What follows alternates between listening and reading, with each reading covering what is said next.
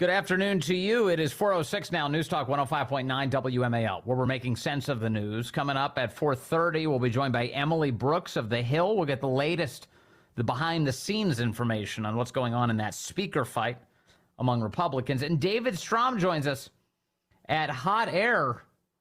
We'll talk about these organizations, left-wing organizations, that track hate groups. They track hate groups. They've been weirdly silent this week.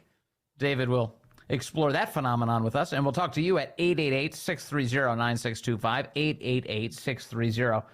888-630-WMAL. So after Hamas conducts a terror attack inside of Israel's borders, killing, maiming, kidnapping, raping so many Israelis, you have an organization here in the United States that's decided, well, we should now have a ceasefire. So now that Hamas is done doing that, no more fighting, please, between Hamas and Israel. It's a group called the Council on American Islamic Relations. And today they call themselves a Muslim advocacy group. They were supposed to be holding an event today called a Coalition of Interfaith Groups to appeal to President Biden for immediate action to stop the ongoing violence and threats against civilians in Palestine and Israel and pursue negotiations for a lasting peace in the Middle East. It's what the event was supposed to be. What actually happened? Well, hard to say.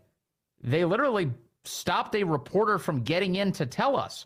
That reporter's name is Jennie Taer. She's an investigative reporter for the Daily CAIR News Foundation and joins us now. Jennie, good to have you with us. Thank you. Thank you for having me. I do have some audio, and I know that, this is just crazy what happened between you and one of the representatives here for this group.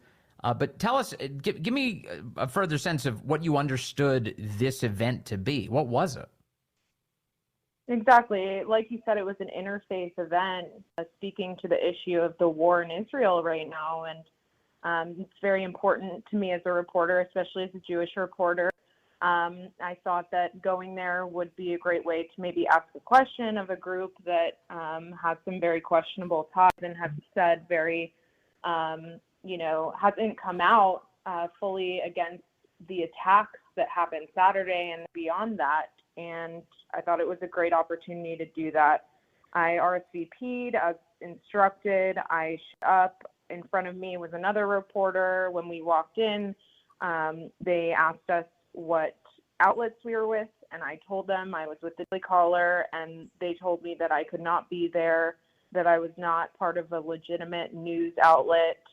And I told them that, this was something that was important to me. I'm a Jewish reporter, and they threatened to call the police on me, continuing to say that I was not with legitimate media.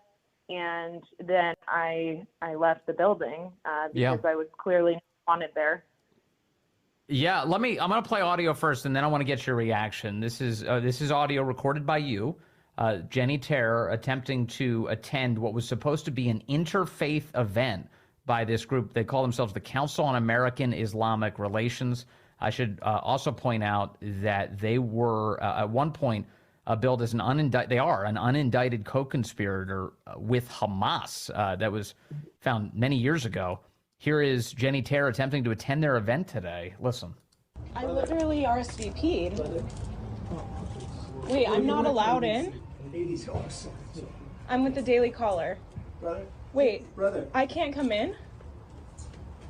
What? Wait, I'm media.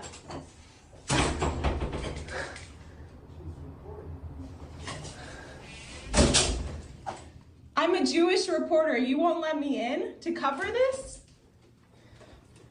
Please leave. Why are you telling me to leave? Please leave. Why am I being told to leave? Please leave.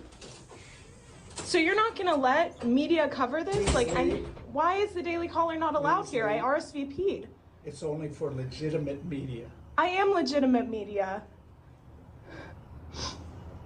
Can you please leave or I'll call the police? Okay, then let me ask my question to you here. Can you please Is leave? Hamas a terrorist organization? You can call the police on me. Fine. Is Hamas a terrorist organization? They close the door and lock it. They block Jennie Taer from getting in.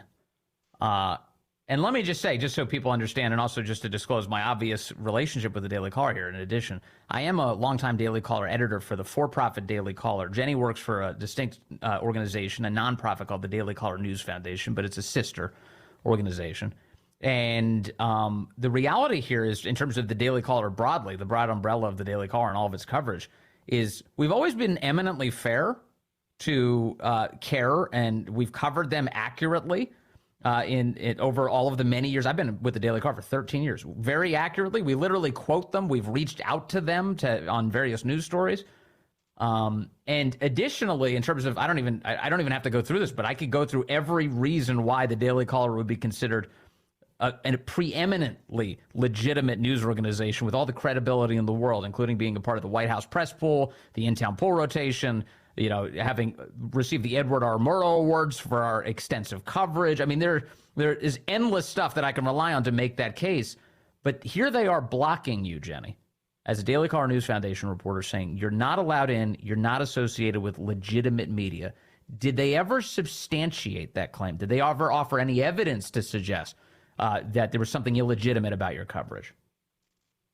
Their response was just that we don't, support Palestinians and that we're, biased towards that issue. I mean, honestly, this whole situation struck a nerve with me.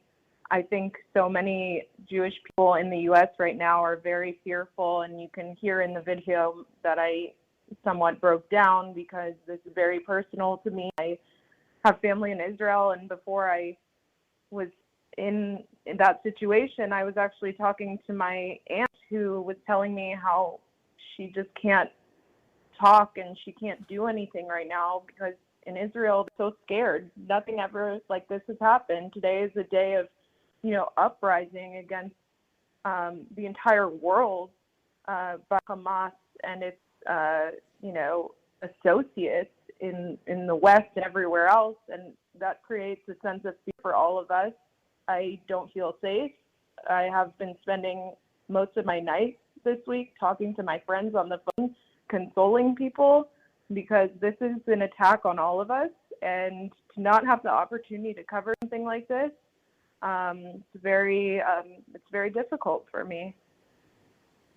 So he threatened the person who blockaded you from attending this press conference today. He threatened to call the police on you for going to an event to which you had actually RSVP'd in the first place. You were on the list to go.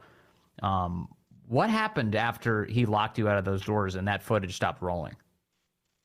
Yeah, that's right. I immediately went to Capitol Police because they were nearby, not to report CAIR or anything, but just to find safety, just in case.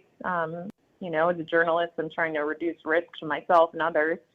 I went to them and completely broke down while I waited for a car, and they consoled me, and I really am so grateful to them. They told me that, they've been hearing about a lot of anti-Semitic attacks in the area, and they wanted to just know that I was okay.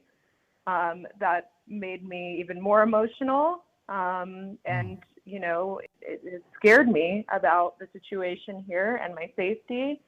And but I do have to say they encouraged me to use the power that I have as a journalist to share what's going on. And of course, in this situation, I did, and it's really resonated with so many people. CAIR is not only in this case that you mentioned about being an unindicted co-conspirator with this Hamas funding. The group was actually brought in by the Biden administration previously as part of a coalition against anti-Semitism. I just can't even fathom that that's even possible right now. And especially when you have an interfaith event, you sent me an email advertising it, telling me to RSVP, and, this is what happened. They invited you. You showed up, and then they decided to rescind it upon finding out that you were a Jewish reporter from the Daily Caller. It is unbelievable, and yet it's happening here in the United States of America. And you're right. We talked to Chuck Ross earlier this week. Biden did tap this organization, CAIR, they call themselves, to fight anti-Semitism, but they have spent this week essentially defending Hamas's attack on Israel. The closest thing they've come to condemning Hamas, they're finally towards the end of the week now saying they don't condone violence by Hamas, but it took them long enough, and it was only after all of this scrutiny from people like Chuck Ross and others, Jennie, that calling them out for failing to condemn the obvious. Exactly. That's exactly. We have to really fight to get this out there, to get, the reality out there, and to get these people to show who they really are. And the fact that you can't answer the question, is Hamas a terrorist organization? That's really alarming. This is someone that is aligned not only with the White House, but members of Congress. We know that's a place that also festers anti-Semitism. This is something that is an attack on all of us. What happened with Hamas going into Israel, slaughtering babies and children and pregnant women and kidnapping and taking young girls as sex slaves. I mean, this is something we should all take very seriously, and we should take as an attack on our values as well. Well, yeah, especially when you have American organizations and college student groups cheering on the attack by Hamas, and Black Lives Matter organizations doing the same thing. And you're looking around going, this is here in my country, right here in the United States of America. If CAIR wanted to try and bring the temperature down, if they wanted to actually, provoke some peace and some understanding, they would welcome reporters of all faiths into that room, but they didn't today. They blockaded you. Jennie, thank you for sharing this story with us and that audio. I really appreciate your time and your reporting as always. Thank you. That's Jennie Taer, investigative reporter for the Daily Caller News Foundation. Now, Jennie was not alone in being subjected to this type of behavior this week. There was a demonstration on Thursday, an anti-Israel demonstration at the University of Massachusetts Amherst, UMass Amherst. And in attendance was a Fox News reporter by the name of Cassie Dillon, again, yesterday. And while she was there, she was merely asking questions of the people who were in attendance, it appears. And all of a sudden, protesters began cornering her and demanding that she reveal her ethnic background. What is your ethnicity? They demanded. She tweeted about this yesterday. She said, just left the anti-Israel protest at UMass Amherst. As I was leaving, two guys kept asking me my ethnicity. When I got into my car, I was approached by a group of the protesters demanding to know my address and my phone number. These are the kind of intimidation tactics that these anti-Israel groups are undertaking. Here's Cassie Dillon. This is a video that she captured after they asked her ethnicity. She flips the camera on and captures this moment. There's no legal reasons to do it. I gave you my name. You can go look at me on my website. I don't know your name. What's your name? I give it to your phone over there. Say it again. My name is Cassie Dillon. Cassie Dillon? Cassie Dillon. Okay. You can look me up and contact me that way. I'll have my lawyers contact you that way. All right. Okay. See you later. Have a terrible day. Yeah, the woman was demanding an address for her, a phone number for her, her name. And she said she gave the names. She's working for a news organization. She said, I'm Cassie Dillon. And the anti-Israel chick says, yeah, I'm going to have my lawyers contact you. I'm going to sue you. Like, what does that even mean? For what? For covering you? And she says, the anti-Israel woman says, have a terrible night as she walks away. So that's the United States of America where that's happening. Coming up a couple minutes from now, Emily Brooks is going to join us from the Hill. We'll get an update on the latest in the speaker's race. I can tell you the breaking news at this moment is that Jim Jordan has won a behind closed doors vote from Republican members before they head out of town for the weekend. So for now, he is at the top. Number 2 is Congressman Austin Scott from Georgia. Who? Yeah, we'll get to that. We'll find out more about Austin Scott coming up. Again, we'll be joined by Emily Brooks in just a few minutes on that subject. But before we get there, let us take some calls. We've got Chris in Gainesville on line 4. Chris, good afternoon. You're on the Vince Coglianese Show. Hi, Vince. How are you? I'm doing good, Chris. What's on your mind? Well, that fence they put around the Capitol today, if they just put that on the southern border, they wouldn't need a fence around the Capitol. I mean, you look at It used to be that Social Security was the third rail of American politics. Today, it's voting for the border wall. I mean, you're more likely to lose your seat in Congress voting for the wall than against the wall. This is nonsense. I don't know why we just can't get this border wall built. I know, isn't it insane? It's totally insane. And the second we even find out that Joe Biden's administration is going to put up like 20 miles of wall this past week, Biden came out and said, no, I oppose wall. I just had to do it. They forced me to do it. It's insanity. Chris? The thing is, there's no one in either party leading on this issue, border security or homelessness. We need somebody from both parties leading. We need to end homelessness and end illegal immigration, the two most important issues of our day that make us look stupid to the world. Well, securing our borders and establishing our national security through improving American energy is another big one. But I agree with you that getting the border under control is important, and it does frustrate me. I was just talking to Corey, our producer here earlier today. I was like, I get it. There are some Republicans who do talk a good game, and some of them are in the fight for the right reasons when it comes to our sovereignty and border security. But man, I wish they would run around every time there's some sort of crisis that requires some other country's flag to be dropped on somebody's lapel. You know, there's all of that happening on Capitol Hill. But why aren't we seeing members of Congress like chain themselves to the doors of the building until staging the hunger strikes, whatever it takes to get our borders secure? Exactly. Because, man, it's a nightmare right now. And if you're going to be an actual leader, you'll address that problem, won't you, Chris? Absolutely. Yeah. All right. Thank you, Chris. I appreciate the call from Gainesville. Man who cares about our border, just like me. I care about our border. I'd like to, have a country again. That'd be fun. Emily Brooks will be with us in a few minutes from the Hill. She'll give us the latest behind the scenes of the battle for who becomes the next Speaker of the House.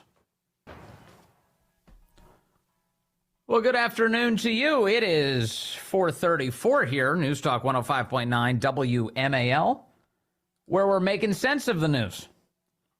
Coming up, David Strom will be with us at Hot Air at 5:30. We'll talk to him about more craziness from the left, more silence from the left in the face of such hatred across the country. All those left-wing hate group trackers kind of falling asleep at the switch for some reason. What's that about? You can join us today at 888-630-9625, 888-630-WMAL. News is breaking as we speak with regards to the House Speaker race. And so, obviously, we would turn to a reporter in this situation. Emily Brooks is a political reporter for The Hill and is covering all of this in detail. Emily, great to have you with us. Thank you. Thank you for having me. All right, so Jim Jordan, something interesting just happened in his life. Tell us what's going on. Well, the House Republican Conference, their second shot at nominating a speaker, picked Jim Jordan just a little while ago. They're still currently in a House Republican Conference meeting, taking a second vote to validate his candidacy to see how many Republicans will support him on the floor, because he did have a challenger in this vote. It was more of a protest challenge from Representative Austin Scott from Georgia. And so we're still trying to confirm some of the numbers here, but we're hearing that Jim Jordan won 127 votes, which from the conference of 100 or 221 voting members right now, that's not necessarily the best sign for his candidacy going forward. So now they're taking a second vote for everybody to say, will you support him on the floor, to see if he can get majority support to win on the floor. Right. So he just won a simple majority vote. So for now, he has the nomination, but it doesn't actually mean in any meaningful way that he will be the next Speaker of the House. You mentioned Austin Scott, who is going to be practically an unknown to most, I think, Republican voters around the country. Why is Austin Scott even running in a protest capacity? What is there to protest about Jim Jordan among Republican members?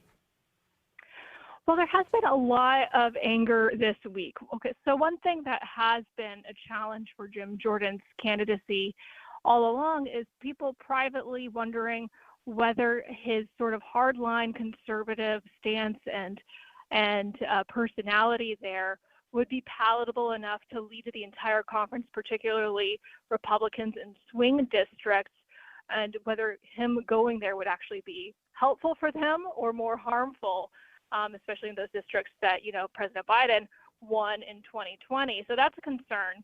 And then also there's a lot of still hurt feelings and anger about how everything went down with the first nominee from this week, House Majority Leader Steve Scalise, who narrowly won the nomination on Wednesday. Yes. Before dropping out last night. And there were some people who were thinking that Jordan was not enthusiastic enough about supporting him and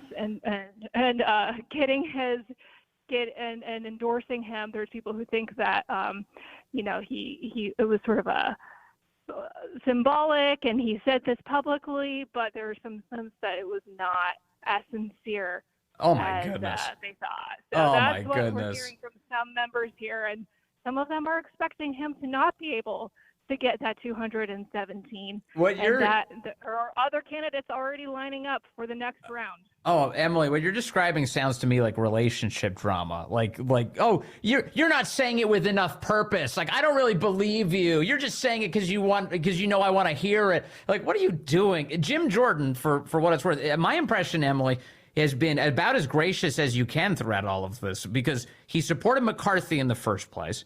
McCarthy becomes Speaker of the House. McCarthy gets ousted, and Jim Jordan stays with McCarthy. He supports McCarthy during that vote.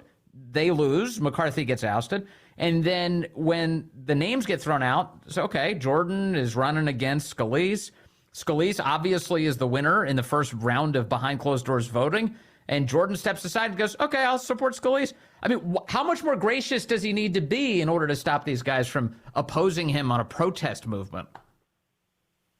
Well, there's a lot of things that are said and sort of gossiped about. I can't tell you exactly what happened behind closed doors and what happened between the two gentlemen, Jordan and Scalise. But what I can say is that leaving that nomination vote on Wednesday, there were some Republicans who left that room saying that Jim Jordan did not explicitly, immediately endorse Steve Scalise coming out of that meeting. And then he also did not immediately endorse him to reporters. That came a bit later on in the afternoon, early evening there. Amazing. So that did rub some people the wrong way. So do you get the impression that Austin Scott's candidacy is in any way like a legitimate attempt for Austin Scott to become the Speaker, or is he just sitting in as a placeholder right now?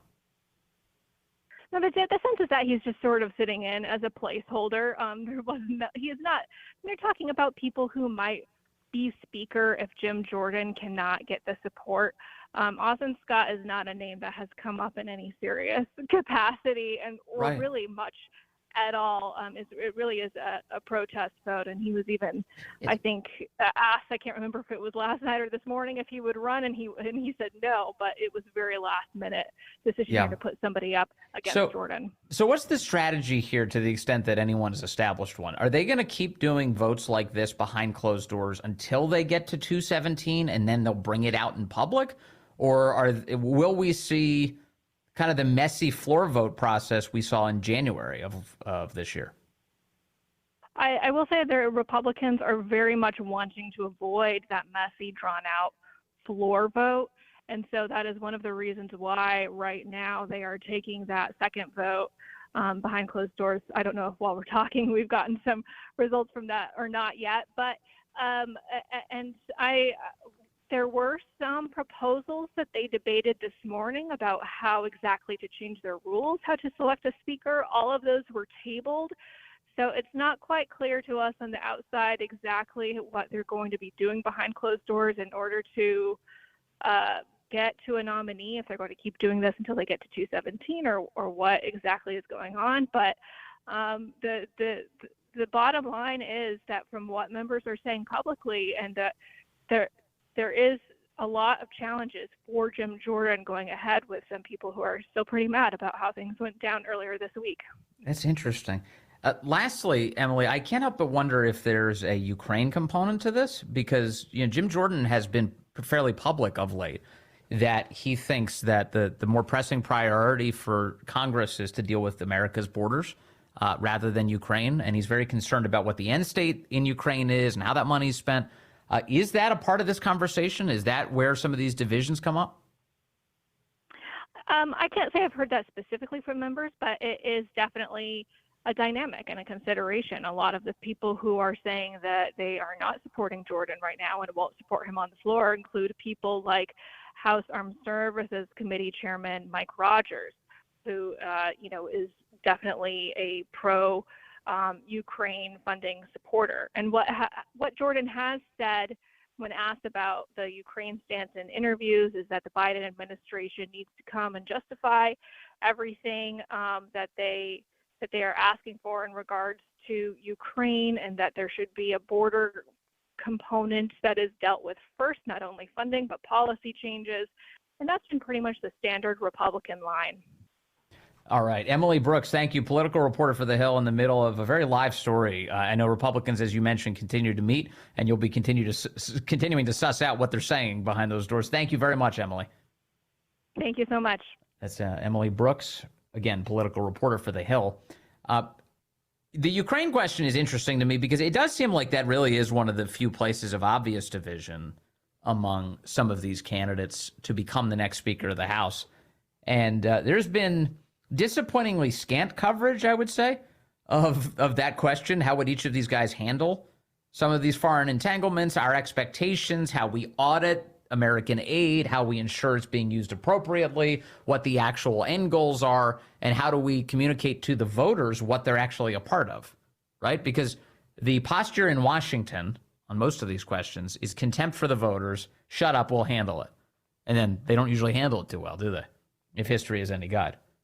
So just to give you a sense, I looked up earlier, I was like, I wonder what, Austin Scott, if he's a real candidate for Speaker, what his view on Ukraine is. And helpfully, the website Just the News and our buddy John Solomon just did an interview with him in the beginning of August on this subject. And I'm going to play a little bit for you. This is Austin Scott, again, on the issue of Ukraine. 5% of Americans oppose giving more aid to Ukraine, feeling like we've done enough already. This is a CNN poll, I think, came out just a couple days ago. I know you warned that the president was in danger of losing the public on this. How important is that shift, and what should the president do if he wants to keep support to change the dynamic? Yeah, this is one of those issues where the lack of a coherent and consistent message is allowing the narrative that we shouldn't be there to take precedent over why we are sending our weapons and support to Ukraine. I will tell you that I do not believe that Russia was going to stop at Ukraine. If you look at their influence in that region. So his summary, really, if I can summarize what we just heard for a moment, is that the message isn't being expressed well enough. It's not being sold well enough to the American public. If only there was better messaging, it would be good. Well, the messaging should include, what's the end goal? That would be an obvious message, right? To spread to the public. That's not being expressed. And confronting corruption in one of the most corrupt countries on the planet, that seems like an issue. If Zelensky is in the midst of firing defense officials because they keep on stealing American money, shouldn't we know more about that? What's happening there? So it's not as simply getting buy-in for the American public to support helping Ukraine at all. It's explaining to the American people what you've already done with American resources there. Region, they already have a tremendous amount of control in Belarus. They're already across the border in Georgia and in other countries in that area. I do believe that Russia wants to control the Black Sea. If you look at the impact that has on the global food supply and inputs, everything from nitrogen and potash that we use in fertilizer to grow the crops here in America and around the world. I will tell you the lack of the coherent and consistent message, I think, is the reason that Americans have shifted some of their support. I do not sense much of a shift from those of us who are on the Armed Services Committee or the Intel Committee, and those of us who are actually seeing more of the facts of what's happening over there. But we have to have the support of the general public, and when you don't have a leader who's able to articulate to the American citizens why it's important that we don't let an authoritarian like Vladimir Putin simply take over a neighboring country because he's going to take over the next one as well, it creates a problem. And so I believe we should be supporting Ukraine. I think I think that the consequences of not supporting them and the cost of not supporting them ends up being significantly larger for the American taxpayers long term than it is in supporting them. And if we withdraw our support today, I think Russia would take over the country and therefore the Black Sea, basically. And understand this: we're not as Americans in this fight alone. Right. We are giving a lot of support to them. A lot. But there are other countries that are our allied countries that are also giving a lot of support. Not enough. Not enough. So what you hear from Austin Scott, again, as Emily was assessing, it looks like he's a stand-in candidate for now. But if we were treating him as a real candidate for Speaker of the House, obviously he got some votes behind closed doors.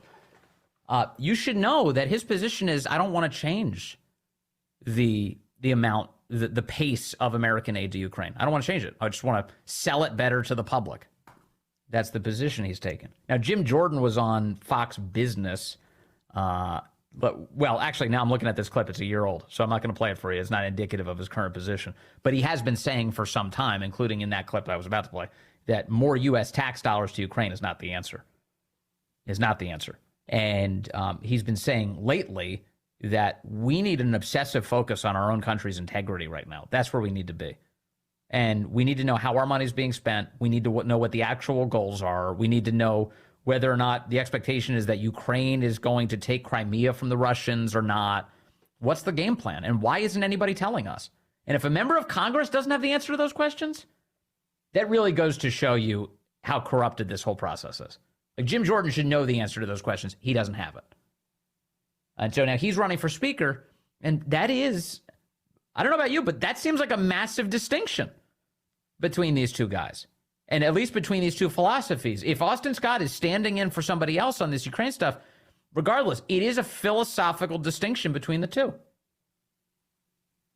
The last thing I'll say on Jim Jordan is I'm concerned. I have been. I know there's others who are too, Terry Schilling among them, about how tough he'll be on big tech. That he needs to be tougher. He's kind of seen as a guy who's sort of in their pocket, or at least very favorable to their arguments, whatever they might be. Big tech has been, in concert with the government, a source of immense tyranny in the United States of America.